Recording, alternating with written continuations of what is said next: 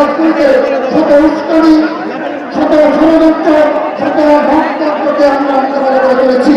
আমরা মিডিয়ার অব্যাহত প্রপাগান্ডা এবং একটি নির্দিষ্ট যুক্ত গোষ্ঠীর অব্যাহত প্রপাগান্ডাকে মোকাবেলা করে আমরা পথ চলছি। একটি বছর আমরা পথ দিয়েছি। এই একটি বছরে ঢাকা বিশ্ববিদ্যালয় সহ বাংলাদেশের কোন শিক্ষা প্রতিষ্ঠানে ছাত্রদল দ্বারা কোনো অনাকাঙ্ক্ষিত ঘটনা হয়নি। শুধুমাত্র তাই নয়, ছাত্রদল ঠিক বাণিজ্য সহ দেশ কালচার সহ ছাত্রলীগের সকল কালচারকে বিলুপ্ত করেছে আমাদের জাতীয় ছাত্রদল।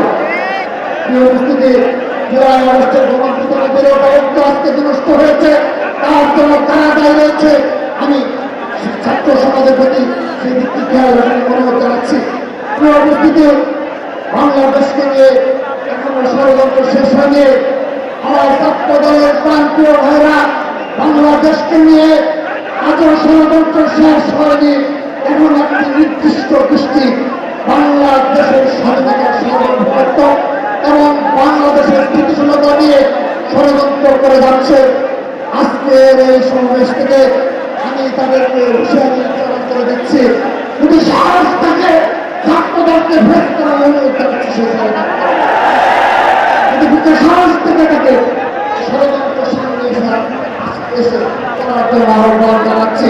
প্রিয় উপস্থিতি, আমরা আজকে আমাদের ভারপ্রাপ্ত চেয়ারম্যান ছাত্রদলের সাংগঠনিক অভিভাবক জনাব তারেক রহমানকে একটি বিষয় আমরা নিশ্চিত করতে চাই, যদি এই বাংলাদেশে আবারও বিগত 15.5 বছর ঘুরে ফিরার আমলে আমাদের উপর যে অত্যাচার নির্যাতনের চিহ্ন চালানো হয়েছে এবং এই জুলাই আগস্টের গণঅভ্যুত্থানেও ছাত্রদলের যেভাবে হাজার হাজার নেতাকর্মীদের গ্রেপ্তার করা হয়েছে, যদি আবারও বাংলাদেশে কোনো সেখানে পরিস্থিতি সৃষ্টি হয়, সেদিন কি ছাত্রদল প্রস্তুত রয়েছে?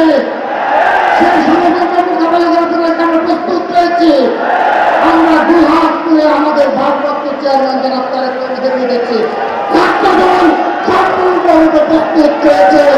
যেদিন জনাব তারেক রহমান নির্দেশ দিবেন, সেদিন ঢাকা থেকে তেঁতুলিয়া, কুলকাতা থেকে পাতুরিয়া ছাত্র দলের লক্ষ লক্ষ নেতাকর্মী রাজপথে বীর শক্তির ভূমিকা পালন করবে।